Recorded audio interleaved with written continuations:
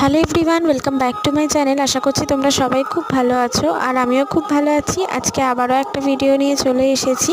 আর ভিডিওর শুরুতেই তোমাদের একটু বলে রাখি, তোমরা আজকে আমার ভিডিওতে না একটু অন্য সাউন্ড পেতে পারো। আসলে বাড়ির সামনেই যেহেতু পুজো হচ্ছে, গান চলছে, তো সে কারণে একটু আওয়াজ আসছে। তোমরা প্লিজ একটু অ্যাডজাস্ট করে নিও।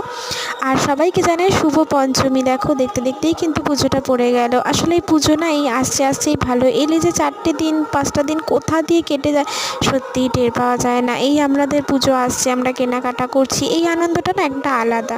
তো যাই হোক, আজকে হচ্ছে শনিবার আর এখন ঘড়িতে বাজে সকালেই 7:30 8টা মতন। আর আমি সকাল সকাল উঠে ফ্রেশ হয়ে বিছানাটা গুছিয়ে নিয়েছি, নিয়ে এখন দুজনে বসেছি চা খেতে। তো 1 কাপ করে চা খেয়ে নিয়ে এখন ঘরের কাজ বাজে হাত দিয়েছি।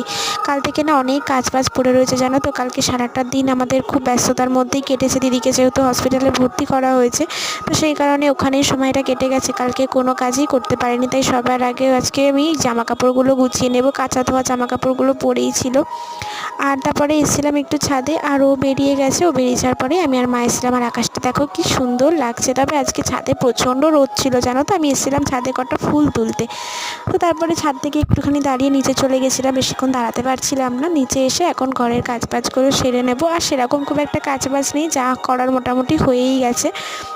তো ওই ঘর ঝাড় দিয়ে মুছে নিয়েছি। তারপরে গেছিলাম স্নান করতে। স্নান করার সময় না আজকে বেশ অনেকগুলো জামা কাপড় ছিল। কালকে হসপিটালেরই কিছু জামা কাপড় ছিল, তো সেগুলো সব কাচা ধোয়া করে নিয়েছি। তারপরে চলে এসেছি এখন পুজো দিতে। আর মা সকালবেলায় গিয়েছিলো দিদির সাথে দেখা করতে, আমি বিকালে যাব, তো সে কারণে সকালে যাইনি।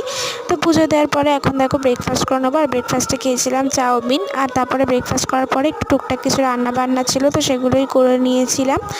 আর তারপরে দুপুরবেলা লাঞ্চ করতেও বসে গেছি। লাঞ্চ ছিল ভাত, শাক ভাজা, পটল সর্ষের তরকারি, আর এখানে ছিল সয়াবিন, আর তার সাথে ডিমের ঝোল করেছিলাম। আর তারপরে সন্ধ্যাবেলা গেছিলাম দিদিকে দেখতে, আসার সময় নিয়েছিলাম চপ।